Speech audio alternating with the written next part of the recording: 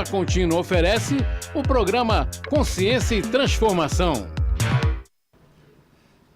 Nós vamos falar hoje sobre o sentimento de culpa e as repercussões que esse sentimento costuma trazer na nossa vida, nas nossas doenças, no nosso comportamento. Nós estamos começando mais um Consciência e Transformação.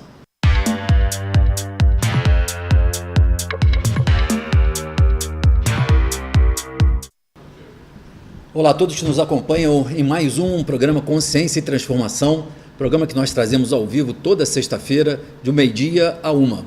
E eu quero começar então, já que nós vamos falar sobre o tema da culpa, me desculpando hoje, retirando a minha culpa, pedindo desculpas a você pelo atraso nosso, um problema pessoal até chegar aqui aos estúdios da TV Nova Luz, para começarmos então o programa um pouquinho mais atrasado, mas podendo trazer para vocês a discussão e a reflexão sobre o tema da culpa.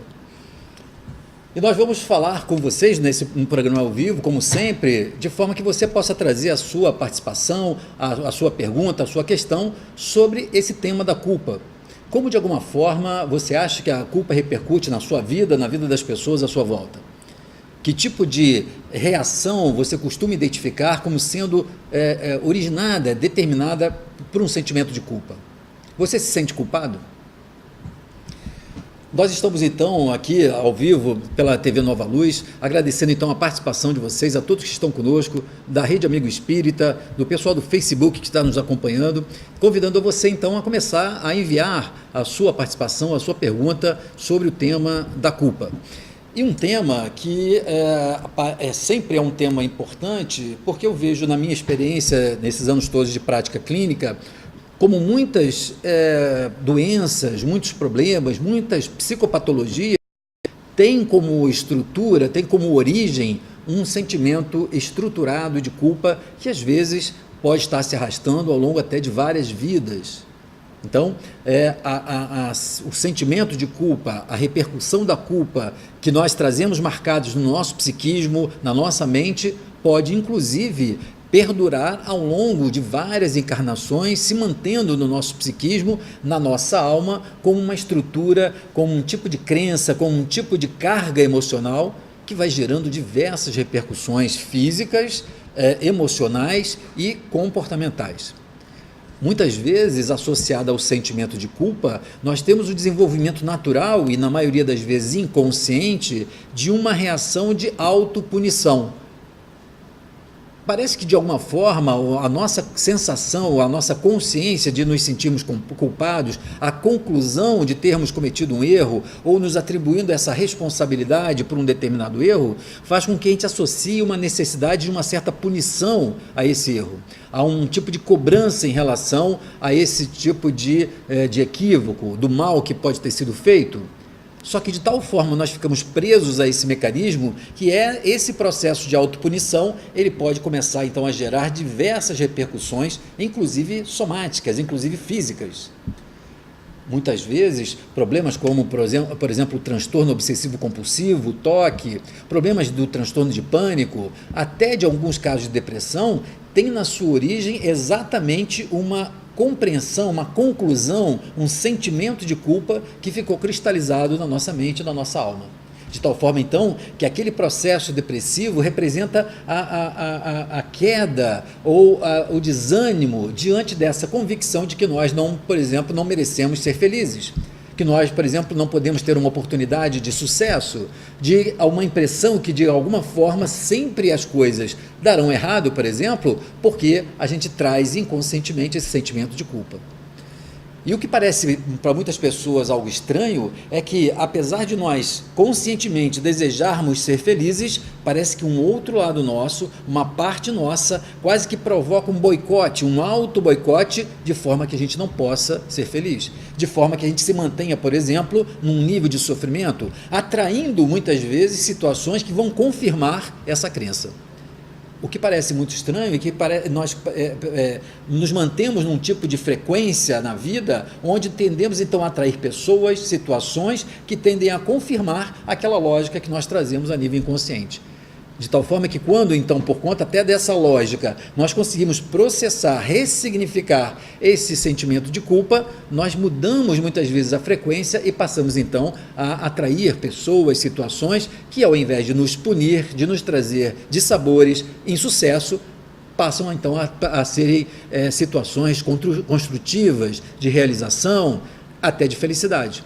Mas enquanto não nos desprendemos desse looping da culpa e da autopunição, nós tendemos muitas vezes a prolongar esse processo de sofrimento, esse processo de não realização, de infelicidade, às vezes ao longo de várias existências, de várias vidas. Mas eu quero começar, já que nós temos aqui várias participações já, começar respondendo então algumas das perguntas, primeiro dando um grande boa tarde a todos que estão nos acompanhando, Ana Muji de Portugal, né, pelo Face, o pessoal da Flórida também nos acompanhando aqui, que já vi aqui numa anotação acima, num post acima. Eu quero começar então com as colocações de vocês em relação às dúvidas sobre a questão da culpa.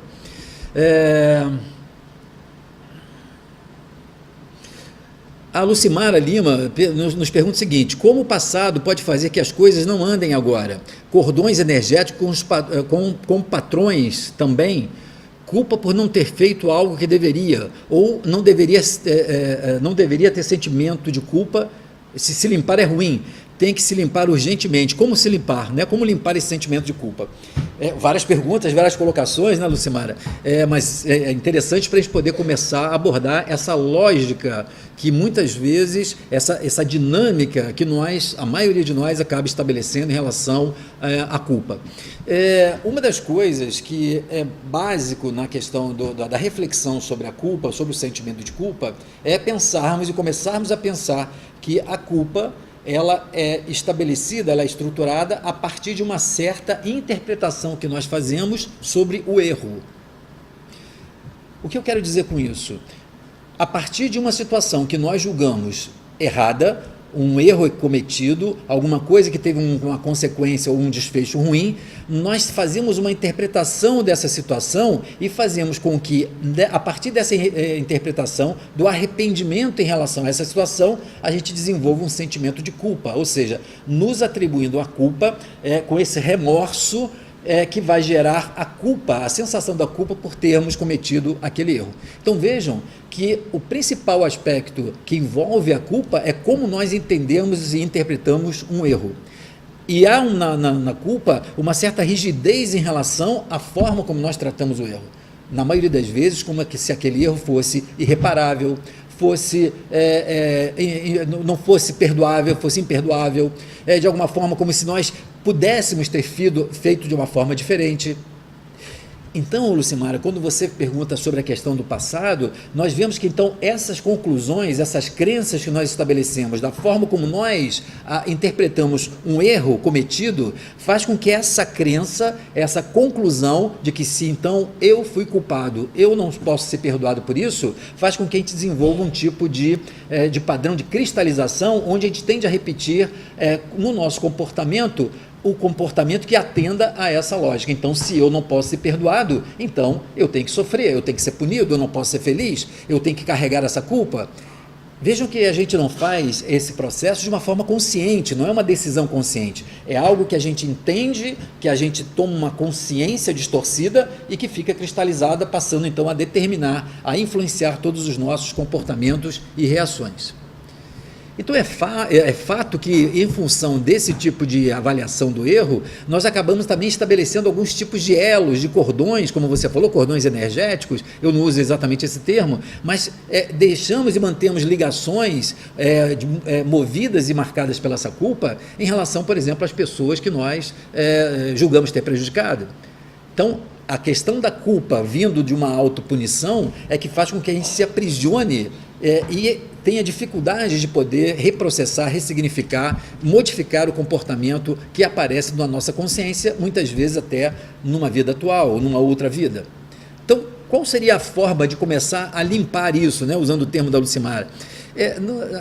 Não tem como a gente limpar no sentido de Muitas vezes as pessoas tomam consciência dessa culpa, elas são capazes de pedir perdão e se desculpar, por exemplo, diante das pessoas que elas julgam ter ofendido ou prejudicado, mas elas continuam sendo exigentes e rigorosas consigo mesma.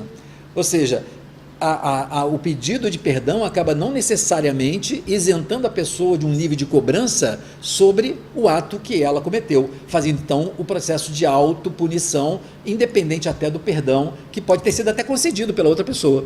A pessoa até às vezes não entendeu, perdoou, esqueceu, mas nós não nos perdoamos.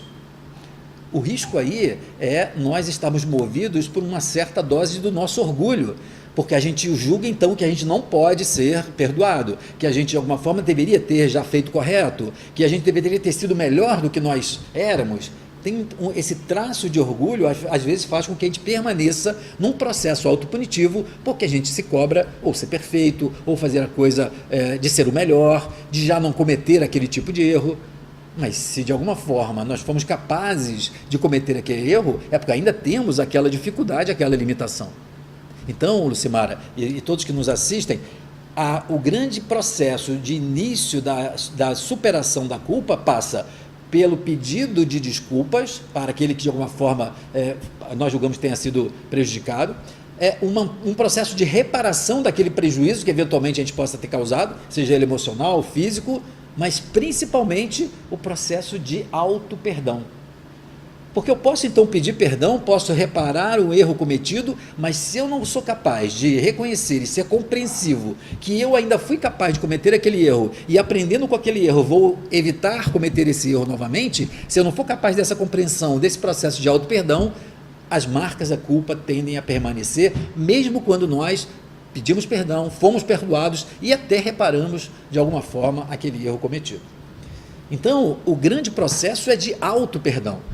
Né? Muitas vezes as pessoas falam, mas se eu cometi um erro com uma pessoa numa vida passada e essa pessoa hoje não está convivendo comigo, como então pedir desculpas? Como então reparar? A vida é muito sábia, né? E eu tenho reparado que o grande objetivo do auto-perdão não é necessariamente a gente ser capaz de pedir desculpas para aquela pessoa, mas ao pedir o perdão, de auto se perdoar, nós somos capazes de buscar ações que são reparadoras para a nossa própria consciência.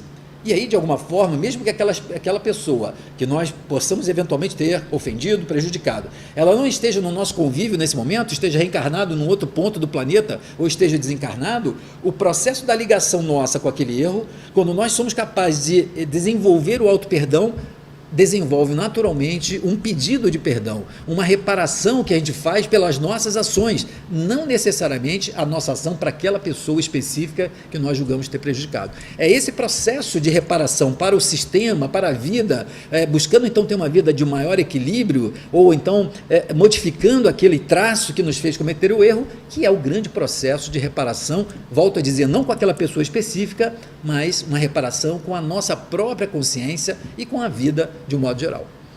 Vamos então continuar aqui com as nossas participações. Liliane Santos, sempre conosco, boa tarde, Liliane.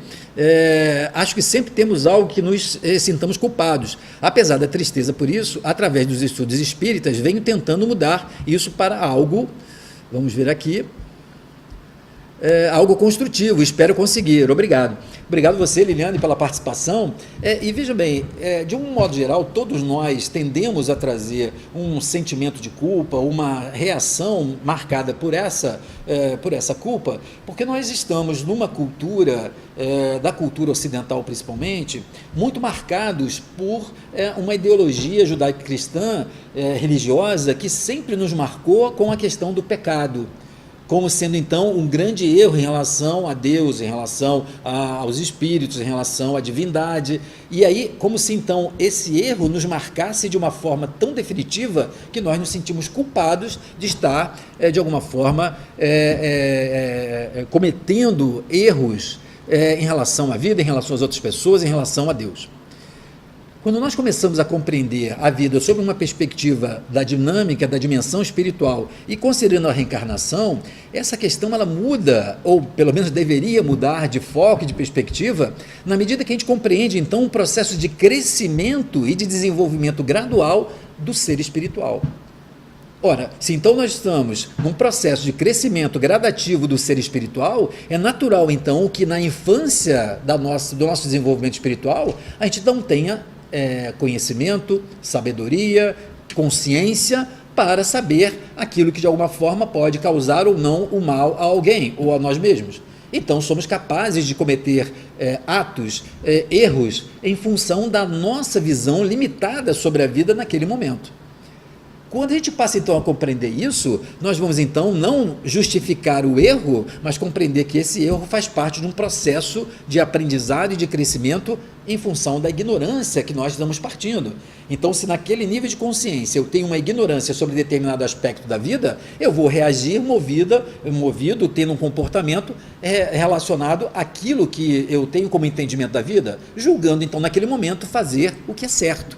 Só que quando eu começo a ampliar a consciência, começo a perceber as outras relações, as repercussões da vida, compreender a dinâmica da vida, eu posso reconhecer que aquilo que no momento pareceu certo, agora me parece que tenha sido não tão bom assim, não tão adequado, que tenha causado uma consequência que agora eu reconheço como sendo negativa e passo então a reprocessar aquela resposta, aquele comportamento para um novo comportamento. Isso por quê? Porque eu estou então num outro passo, num outro momento de consciência. Por isso que essa tendência nossa de guardar sentimento de culpa, ela nos aprisiona num processo pouco construtivo, pouco criativo em relação a aproveitarmos os erros como pontes para o acerto. Um acerto, normalmente, ele é feito a partir de várias situações, de pequenos erros, até que a gente possa, então, internalizar um processo, uma resposta, um comportamento que pudesse ser considerado mais correto, mais adequado, um comportamento melhor.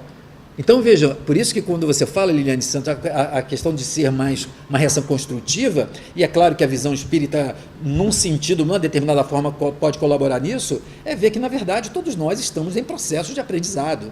Então, todos nós somos passíveis de cometer erro.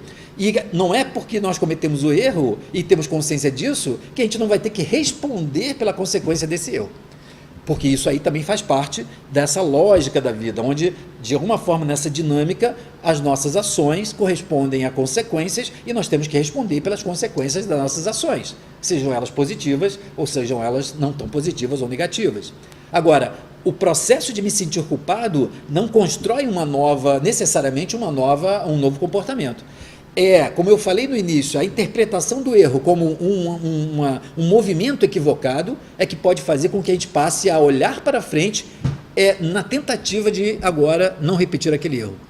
Porque se vocês observarem, a culpa e esse sentimento de autopunição, eles nos remetem sempre ao erro, sempre ao passado, sempre à nossa impossibilidade, e não necessariamente para o que nós vamos fazer disso no futuro.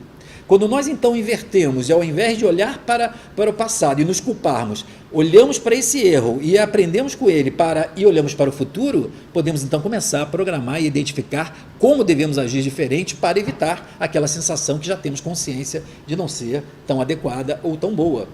A Joana de Ângeles tem uma frase que eu gosto muito, que eu cito muito, porque ela me parece perfeita, principalmente para o estudo da culpa. Joana de Ângeles diz o seguinte, que o erro é uma tentativa equivocada de se fazer o melhor possível. O erro é uma tentativa equivocada de se fazer o melhor possível. Vejam essa frase e vamos refletir sobre ela por uns instantes. Quando nós cometemos um erro, na verdade, para nós, é uma tentativa de a gente fazer naquele momento o que a gente julga que é mais adequado, que é melhor. É claro que eu posso estar sendo movido pela minha raiva e aí cometer então uma agressão, ok, mas então naquele momento é porque movido pela raiva a agressão parece ser a solução ou a medida mais adequada. É claro que não é, mas naquele momento, mesmo quando eu estou na dúvida entre fazer uma coisa e outra e opto por uma e depois percebo que não era melhor, se eu optei por aquela e não pela outra, é porque de alguma forma eu ainda tenho um nível de consciência naquele momento que me faz levar ou crer que aquela opção seja preferível e não a outra. Mas só que depois é que a gente vai avaliar a consequência e aí então a gente precisa rever. Então vejam, o erro é uma tentativa que nós temos equivocada de estar sempre tentando fazer o melhor possível. Elizabeth Bentes, boa tarde Elizabeth, bom dia para todos. Esse sentimento faz parte da minha vida. Tudo que dá errado, acho que é minha culpa. Elizabeth, isso também essa também é uma afirmação, uma conclusão que é muito comum na maioria das pessoas, porque muitas vezes o sentimento ou a manutenção do sentimento da culpa e da autopunição, ele está associado a um traço que eu costumo chamar de prepotência, né?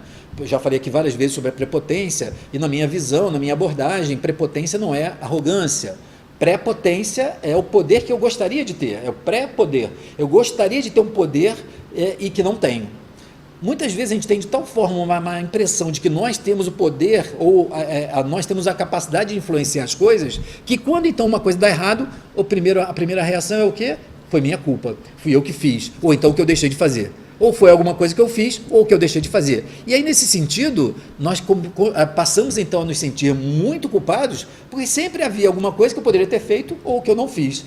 O problema é que nós atribuímos muito poder, um poder excessivo à nossa ação para o desfecho de uma determinada situação.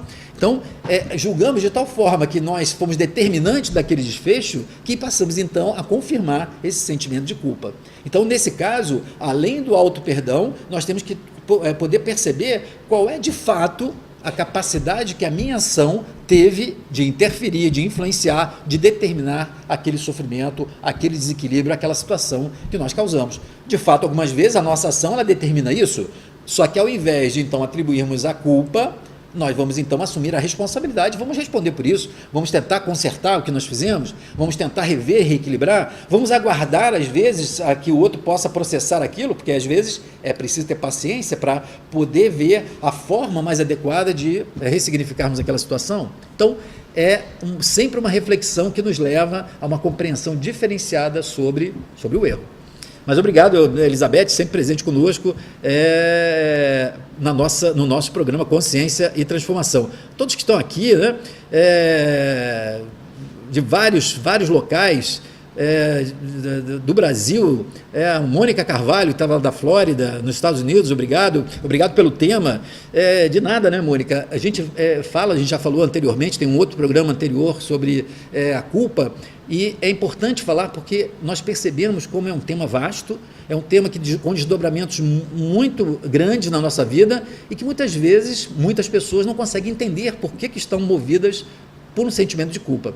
E algumas outras vezes sequer se dão conta que é por conta da culpa que estão sofrendo ou passando por determinada situação.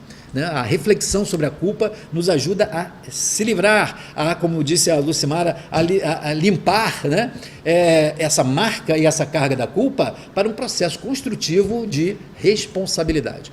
A substituição da culpa, a substituição saudável da culpa é assumirmos a responsabilidade e não a culpa que nos fecha em relação ao problema. A responsabilidade tem a ver com responder por, nos leva a encarar o futuro respondendo pela ação, mas construindo uma resposta também diferenciada, ok? Mas obrigado, pessoal dos Estados Unidos, da Flórida conosco, agradecendo então ao pessoal de Portugal, como já falamos, Marta Holanda, sempre conosco também, Fátima Regina, boa tarde, que as bênçãos de Nossa Senhora estejam sobre o Brasil, levando amor a todos os nossos corações. Obrigado, Fátima, pela sua participação aqui conosco.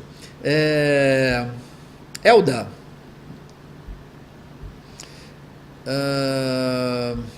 vamos ver aqui, Socorro,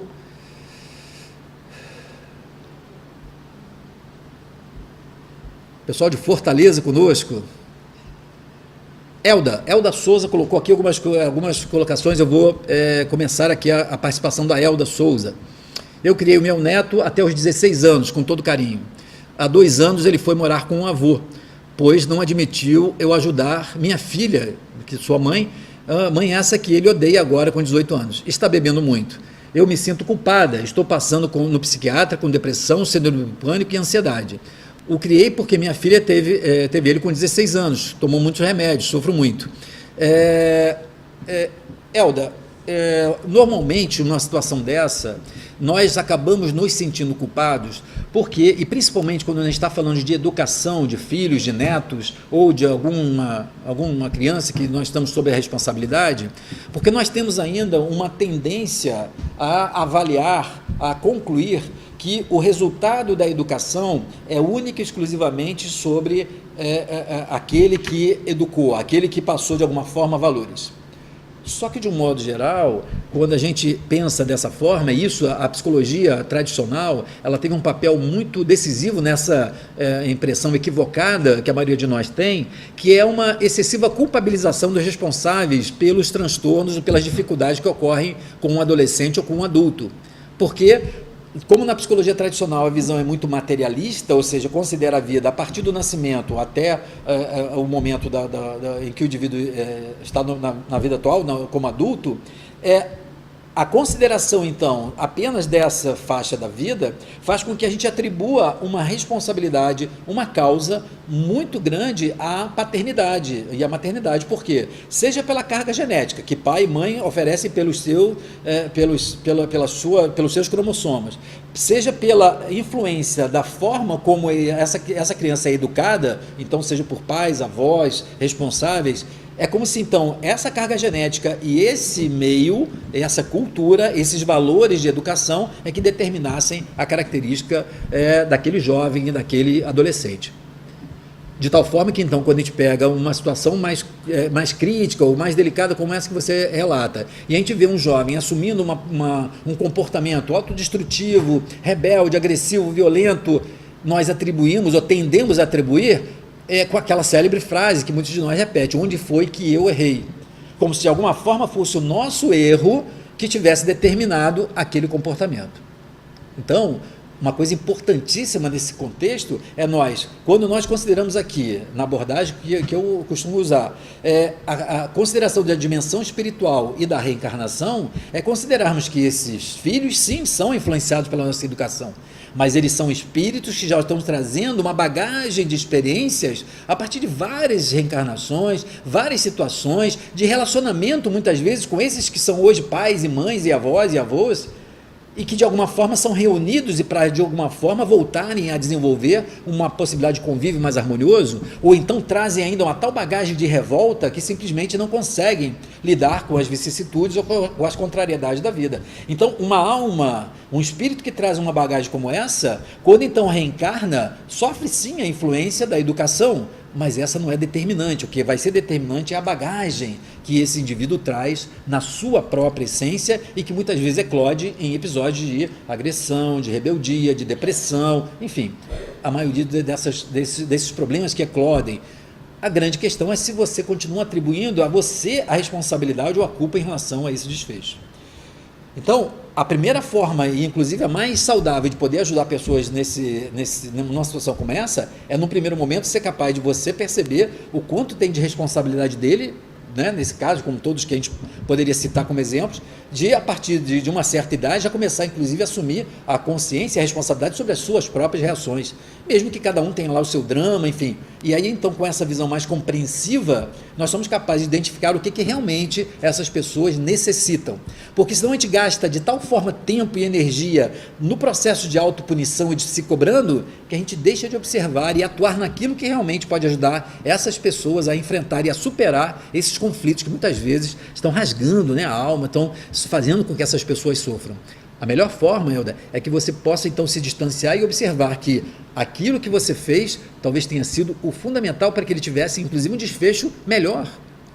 Muitas vezes, em situações como essa, eu pergunto para as mães e avós que me perguntam: o que será que seria desse seu neto se você talvez não tivesse criado ele da forma que criou? Porque muitas vezes ele poderia então ter tido uma tal forma de criação tão negativa que talvez hoje estivesse num processo de vida até pior. Então, são às vezes espíritos que trazem endurecidos, né, que trazem experiências muito difíceis e que nós temos a possibilidade de, com a nossa educação, com a nossa orientação, ajudarmos a enfrentar e a superar esses grandes desafios da alma, né? Mas obrigado, Helder, pela sua participação, que com certeza também coincide com a de várias pessoas que estão em situações semelhantes, né?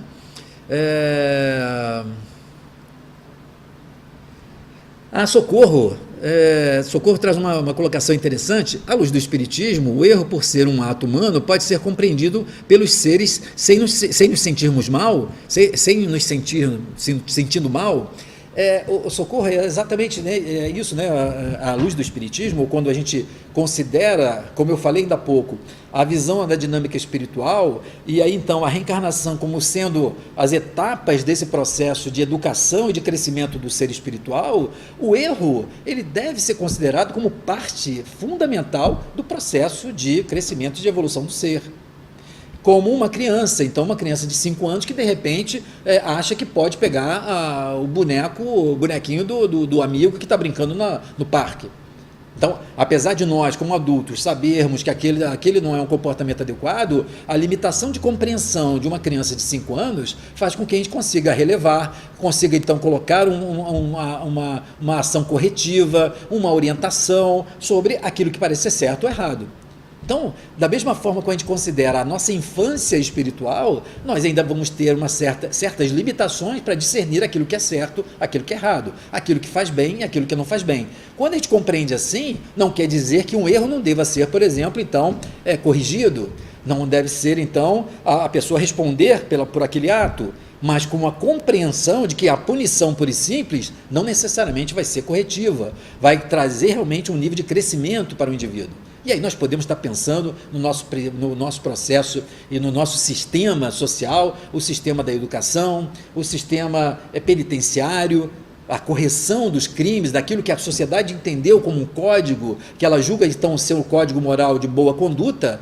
Qual é a possibilidade do nosso sistema penitenciário, de fato, corrigir para um comportamento mais adequado? Nós ainda temos um grande caminho pela frente na reflexão e na construção de métodos de educação da alma que sejam mais eficazes. Mas tratar o erro de uma forma implacável, com certeza não é a melhor forma de corrigir e de garantir uma mudança num futuro próximo em relação àquele impulso que nos fez ainda cometer aquilo que nós estamos chamando de erro. Mas obrigado, Socorro, né, pela sua participação. Obrigado a todos que estão conosco aqui no nosso chat, aqui na TV Nova Luz. A Lucimara coloca aqui, né, a Silmara de Andrade, ação e reação, arrependimento sincero e valorização dos nossos acertos. Isso, né, Silmara? Eu percebo que muitas vezes as pessoas ficam presas à questão do erro, e por isso que eu falei que de uma certa forma, em muitos casos da culpa, existe um traço do orgulho, porque a gente não admite errar. A gente se sente inferiorizado, humilhado ou diminuído por ter cometido um erro. E aí isso, às vezes, mobiliza de tal forma que a gente não consegue, por exemplo, valorizar os nossos acertos. A gente fica preso apenas ou exclusivamente aos erros. É claro que tem pessoas, então, que tentam abafar os seus erros, não entram em contato, negam mesmo os seus erros e ficam só estimulando os seus acertos. É o outro extremo. Eu costumo dizer que esse movimento é que representa a verdadeira humildade. Qual é o movimento?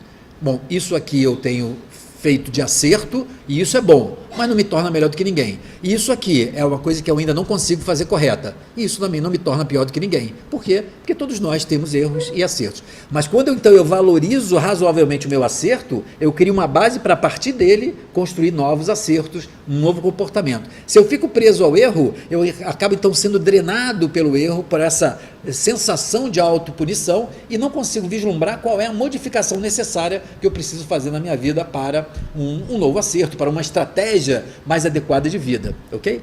Muito boa a sua pergunta, obrigado pela participação. Vamos ver aqui as outras participações. Miriam Machado, nem culpa nem desculpa, responsabilidade. É o que eu estava falando, né? Falei anteriormente, Miriam, sobre a transformação saudável, né? Razoável, adequada da culpa é a responsabilidade. Responsabilidade vem da capacidade de responder por, né? Então, responsabilidade é quando nós assumimos a capacidade de poder responder sobre aquele tipo de ato, a consequência em relação ao nosso ato. O que nós queremos dizer com isso? Quando nós, então, cometemos uma ação que, eventualmente, ela pode ser considerada um erro, a forma de nós encararmos esse erro respondendo por ele faz com que a gente aproveite o erro como forma de crescimento e de uma nova resposta, e não lamentando ou se punindo por conta da resposta dada, porque isso faz com que a gente fique olhando apenas para o retrovisor da vida e não fique olhando para as novas opções, para os novos caminhos que a vida nos coloca diante de nós. Então, essa modificação, que não é só uma questão de palavras, é o sentido e o peso que a culpa tem em relação à responsabilidade. Enquanto a culpa nos remete ao passado, ao peso e nos deixa fixados no erro, a responsabilidade faz com que a gente aproveite o erro, olhando para o futuro, para uma construção de novas respostas, de responder de uma forma também diferenciada. Então, a grande saída da culpa é transformá-la em responsabilidade. Mas eu volto a dizer a todos vocês, o grande e maior e talvez mais difícil processo de liberação e superação da culpa é o auto-perdão. A capacidade de ser compreensivo também com a sua possibilidade, com a sua limitação de ainda ter, naquele momento, cometido aquilo que você está chamando de erro. Mas obrigados a todos, aqui Arlite, Rosânia, obrigado também, Rosânia, pela participação, Maria Bezerra, da Suíça, Verônica Figueiredo, adoro seus vídeos, obrigado, Verônica. Vocês podem, então, aqueles que quiserem assistir esse vídeo, depois ele fica gravado no canal do YouTube Milton Menezes, da TV Nova Luz, e você pode, então, assistir quantas vezes você quiser, porque aí você, com um vídeo gravado, você pode parar, pode indicar para pessoas conhecidas que você acha que podem se beneficiar dessas nossas reflexões, indicando, então, todos os vídeos que nós temos lá no canal do YouTube Milton Menezes, e que você pode assistir, pode dar o like lá, pode se inscrever no canal para receber. Então, quando nós publicamos novos vídeos, isso ajuda também a que vocês possam estar atualizados em relação aos nossos novos vídeos e às novas participações. Arlite Oliveira, honrar pai e mãe para que tenham longos anos sobre a terra. Obrigado, né? Parabéns, Zelda, por criar seu neto. Eu também, isso, né, Arlite? A possibilidade que nós temos de verificar a oportunidade da criação ou nas experiências que nós temos na família, na educação, de desenvolvermos novas habilidades, novos valores na nossa vida. Estamos recebendo aqui a presença nos nossos estúdios da nossa querida Yasmin Madeira. Quanto tempo, né? Então, aqui, o programa ao vivo é isso, né, gente? Então, aqui, eu recebendo aqui, mandando um beijo, recebendo aqui a presença querida da nossa Yasmin Madeira nos estúdios da TV Nova Luz. Obrigado, Yasmin, pela força sempre, né? Está lá. Verônica Figueiredo, carrego um erro que fiz em 2015, que me causou danos físicos até hoje, e não consigo não me culpar, pois sofro consequências físicas todos os dias. Verônica, muitas vezes nós vamos ter que lidar com as consequências ou as marcas que têm sido como desdobramento disso que nós chamamos de um erro. Às vezes, as marcas físicas, morais, ou até nos relacionamentos, sejam em nós, ou às vezes nas pessoas que foram alvo, que sofreram as consequências desse nosso erro. E é claro que as marcas físicas, quando elas são definitivas, né, ou seja, são permanentes, elas acabam se transformando como agulhas que nos fazem lembrar com mais frequência da situação que nós julgamos ou que muitas vezes foram considerados como erro. O problema é que quando nós, então, estabelecemos, e aí esse talvez seja o grande desafio de quem passa por uma situação como a sua, de nós identificarmos e às vezes até atribuirmos a necessidade da cicatriz como forma de lembrarmos do erro, como se aquilo que fosse evitar um novo erro, nós ficamos ainda presos a essa dinâmica pouco saudável da culpa.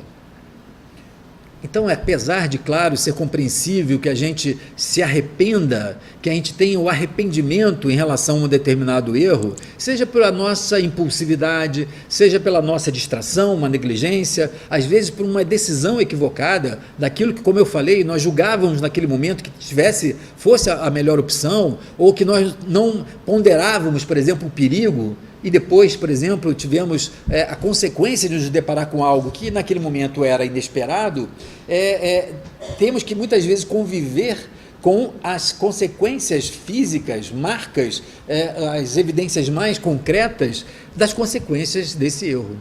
Mas a questão é conseguirmos modificar para que essas cicatrizes, elas não nos representem, apesar de serem cicatrizes às vezes físicas, marcas físicas, que às vezes até por si só já trazem um nível de sofrimento e de dor, não deixar que essas cicatrizes se transformem em dores emocionais, dores morais.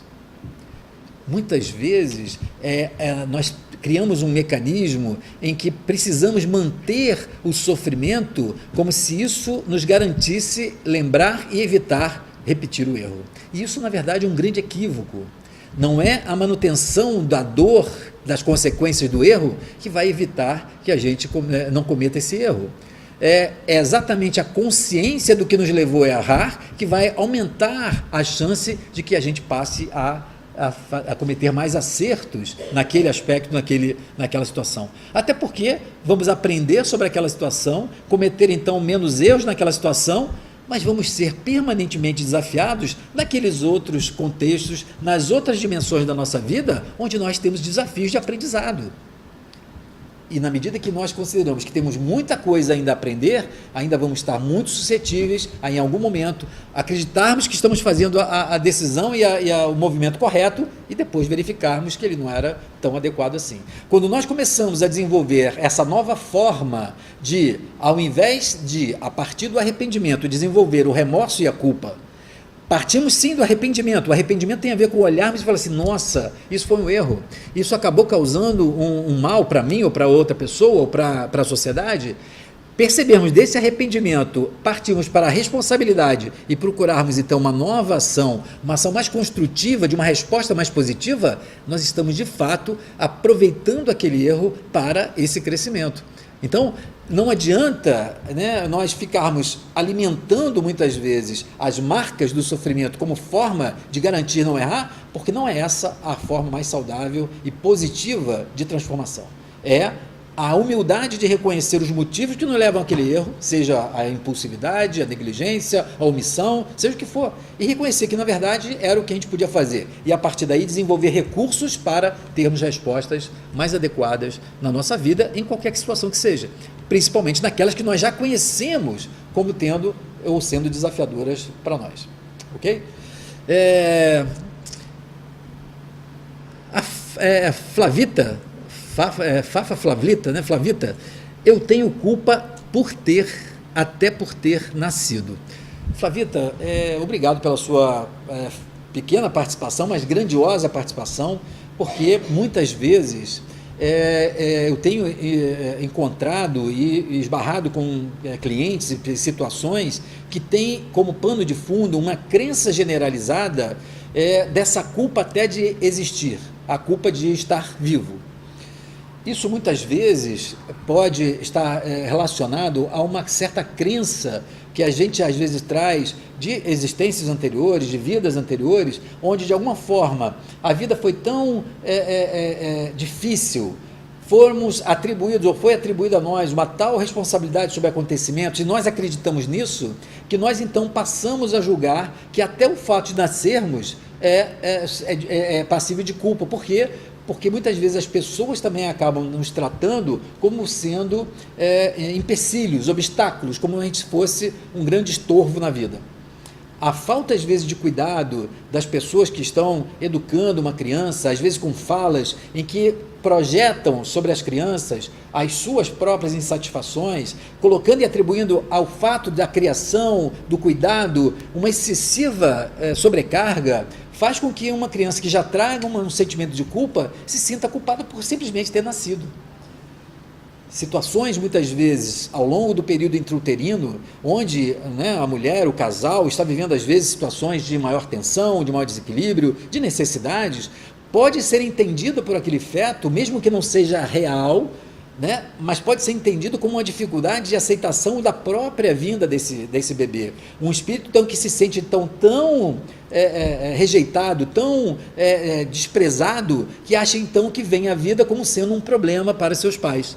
Vejo que isso não é uma culpa dos pais necessariamente, é uma combinação da forma muitas vezes descuidada que nós tratamos uma criança que está sendo educada e cuidada por nós, e com a combinação dessa forma de cuidado, de tratamento desses pais, com uma bagagem que esse espírito traga das suas experiências anteriores. Então, essa combinação muitas vezes faz eclodir a zona da consciência uma sensação então de que nós somos sempre um grande problema para as pessoas, fazendo então com que alguns de nós possa ter essa sensação como se nós nos sentíssemos culpados até mesmo por ter nascido, por termos necessidades básicas, quando na verdade o fato e o movimento natural da vida de trazer à existência um ser, pela gravidez, por um relacionamento, mesmo que ele não tenha sido concretizado num modelo tradicional de família, mas representa uma grande oportunidade daquela alma, daqueles espíritos que estão envolvidos, do desenvolvimento e do crescimento espiritual. Então, Flavita, essa sensação de ser culpada até por nascer demonstra uma necessidade de ressignificar o sentido da própria existência. Efetivamente, é claro que de alguma forma isso pode parecer filosófico demais, mas é uma questão existencial profunda. A sensação de se sentir culpada até por nascer exige necessariamente ressignificar ou dar um novo sentido para a própria vida. Porque se nós atribuirmos o significado da vida em função do que as pessoas traduzem, ou do que elas dizem, do que elas expressam em relação às dificuldades que têm, ou que elas julgam que nós trazemos, a nossa vida passa a ser sem sentido. Agora, quando observamos e consideramos que como espíritos que reencarnamos ao longo de várias experiências, estamos então mais uma vez num contexto de vida para o desenvolvimento de conhecimento, de valores, de fazer novas escolhas. Essa talvez, Flavita, seja a sua, como tantos que estão nos ouvindo agora, nos assistindo, a de ressignificar e se perguntar qual é o sentido então da existência. Dessa forma, quando nós relativizamos, vamos ver que, independente até do tipo de problema que as pessoas atribuem ao convívio, à relação conosco, também elas estão na vida para o aprendizado e estão convivendo conosco, porque também tem uma necessidade em relação àquilo. Porque a vida é muito perfeita, a vida é muito sábia. Todos nós estamos colocados nas situações que representam o aprendizado para todos os envolvidos. Então, da mesma forma que um filho entra numa dinâmica familiar e pode, por exemplo, trazer desafios em relação à saúde, em relação à educação, esse processo é um processo educativo e de crescimento, não só para esse espírito estar encarnando, mas para esse pai, para essa mãe, para esses irmãos, para essa família, para aquela escola que vai recebê-lo, para aquela professora que vai orientá-lo. E cada um de nós, então, está numa correlação onde a vida nos coloca diante das nossas necessidades principais. E por isso que é difícil, às vezes, até de imaginar o que seria essa teia, né? Onde todos nós nos relacionamos e nos aproximamos na medida exata das necessidades individuais e de cada um. Então vejam, não é à toa então que esse grupo de pessoas hoje aqui está assistindo ao vivo e algumas outras vão estar assistindo essa gravação, porque estão conectadas de alguma forma com a necessidade ou desse entendimento, dessa reflexão ou desse exemplo que eu estou dando agora. E qual é a necessidade que eu tenho na minha vida de estar então conectado, desenvolvendo um trabalho como esse, procurando alcançar e levar esse tipo de reflexão para as outras pessoas? Todas essas ações e reações estão estreitamente conectadas, estreitamente alinhadas.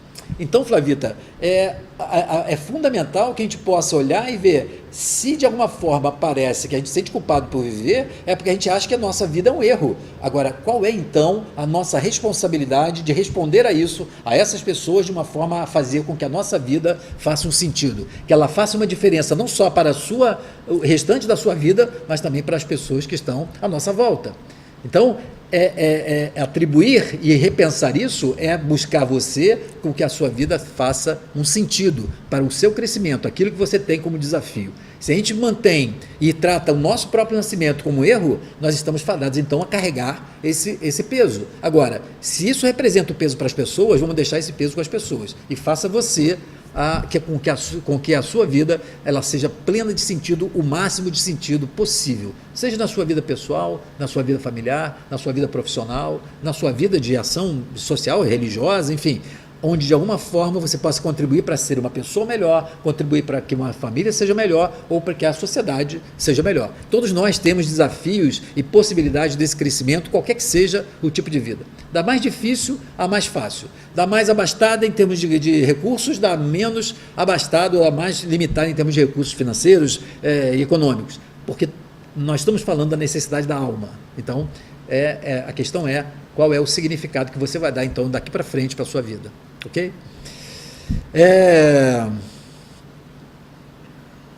Silmara. A Silmara coloca uma questão interessante para a Verônica, que a resignação é um bom caminho. De sublimação em sublimação, essa culpa punitiva tende ao alívio e à autocura. Silmara, a questão da sublimação, ela é importante quando a gente então faz essa ressignificação do erro e reconhece de uma forma mais serena, por isso que eu falo mais humilde, né, de que todos nós somos passíveis do erro e que agora, então, o nosso compromisso é nos dispormos a evitar ou a modificar ou a diminuir esse tipo de erro. Então, quando a gente começa a tentar ressignificar isso, o alívio é imediato, porque quem de nós não cometeu erro e não vai cometer um erro? Né? E como então transformar esse erro num aprendizado? Isso vai fazendo com que então essa carga, né, essa culpa punitiva, ela se transforme num processo muito mais vigoroso e saudável de crescimento espiritual. A Verônica volta a falar assim: muito obrigada, Milton, pelas palavras. É muito difícil para mim não lembrar que tudo que estou passando foi por culpa minha. Vou refletir nas suas palavras. Veja bem,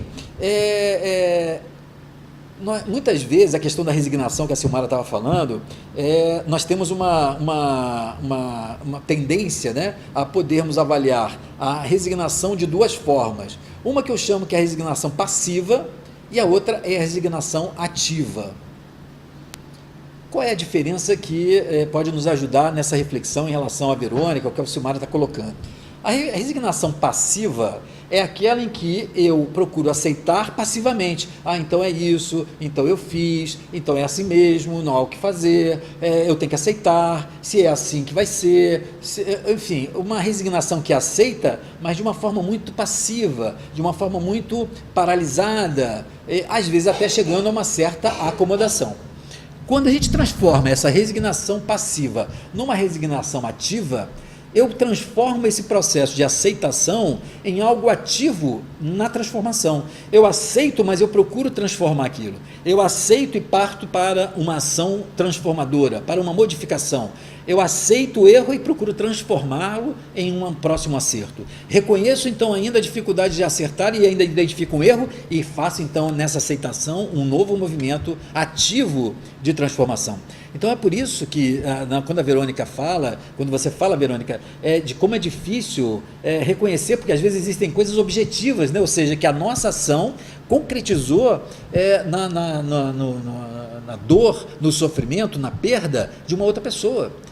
Agora, talvez seja o grande exercício de desenvolver um amor próprio, um alto nível de compreensão em relação à capacidade de auto-perdão.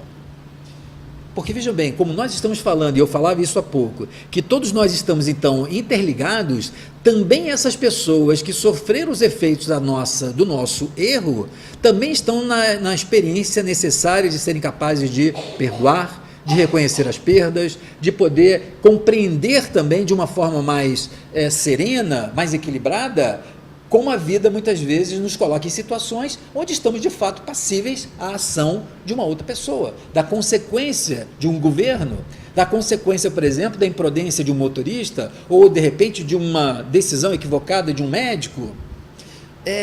A sensação de culpa, ela está nos levando a necessariamente desenvolver a flexibilidade da compreensão em relação às limitações do ser humano. As nossas limitações, quando somos nós que reconhecemos o erro cometido, e também as limitações do outro que cometeu o erro, quando somos nós o que sofremos a consequência do erro do outro. Vejam que são experiências que, quando eu estou falando isso, é claro que não é no sentido de consolar, no sentido de aliviar ou atenuar, não é isso, mas é uma observação do fato. Nós estamos sendo levados, na situação do erro, não só a desenvolver a minha capacidade de ser tolerante e compreensivo com a minha limitação ainda em relação a poder cometer o erro, e se eu sofro a consequência do erro, você também capaz de compreender e desenvolver uma flexibilidade em relação ao julgamento, à condenação daquele que de alguma forma, por algum motivo, cometeu esse erro. Quando nós então começamos a relativizar isso, não vamos simplesmente procurar justificativas para o nosso erro, ou então reforçar a autopunição como forma de nos manter naquele erro, mas é desenvolver a humildade necessária de compreender a nossa limitação para ter cometido o erro, ser capaz de pedir perdão se for possível, de reparar na medida do possível, mas também reconhecer que a experiência do outro é fundamental também para que esse outro, que foi o alvo e a consequência do nosso erro, aquele que sofreu o prejuízo em relação àquele erro, também seja capaz de desenvolver um aspecto mais solidário, mais compreensivo, mais flexível, menos crítico, menos implacável quando está diante do erro. Sabe por quê, Verônica? Porque quando a gente considera, então, a questão das múltiplas existências, todos nós estamos numa sequência de erros e acertos, então aquilo que foi um erro hoje é uma consequência, às vezes, de um erro também sofrido no passado, e aquele que sofre as consequências também já pode ter passado pela situação de ter cometido o erro. Nós estamos num grande processo de aprender a lidar com essas situações, desenvolvendo a amorosidade, né, o afeto e a gentileza, a flexibilidade de poder tratar o outro com humanidade. Não quer dizer que nós não vamos isentar, ou que vamos isentar as pessoas de responderem pelos seus erros, né? Principalmente quando nós estamos falando de regras sociais, da justiça, mas sermos capazes de compreender que por trás de cada erro, né, por trás de cada pessoa que está cometendo esse erro, nós estamos falando de um espírito que está num processo de crescimento e desenvolvimento. Isso faz com que a gente tenha uma ação mais, às vezes, firme, às vezes até contundente em relação a um limite, em relação ao erro, mas uma compreensão que, na verdade, são sempre almas e pessoas que estão ali na busca e na tentativa de melhorarem como pessoas, mesmo que aquelas que ainda estão endurecidas, movidas pela agressividade, por uma visão muito parcial da vida e que saem cometendo erros, porque tem às vezes um tal nível de egoísmo que às vezes não conseguem considerar o outro. Então, veja, Verônica, e todos que estão nos assistindo, que o processo da culpa e a culpa como uma avaliação do erro é um grande exercício, é uma grande mobilização de desenvolvimento da nossa capacidade de ser compreensivo, justo e principalmente ser flexível em relação às formas da justiça. Porque quando nós cometemos os erros, também somos capazes de ver quanto às vezes nós somos implacáveis quando o outro comete um erro conosco. Sermos capazes de pedir por uma condescendência, mas quando erram conosco, nós somos capazes de ser implacáveis. Quer dizer, percebemos então a necessidade de desenvolver essa combinação, que é difícil mesmo, a combinação dessa gentileza, dessa amorosidade, com a firmeza da justiça, daquilo que deve ser feito como forma de educação até, como uma forma pedagógica de crescimento de valores morais, éticos, enfim. É essa combinação, Verônica, que todos nós estamos sendo convidados a passar. Veja um momento que nós estamos passando na humanidade, né? No nosso país.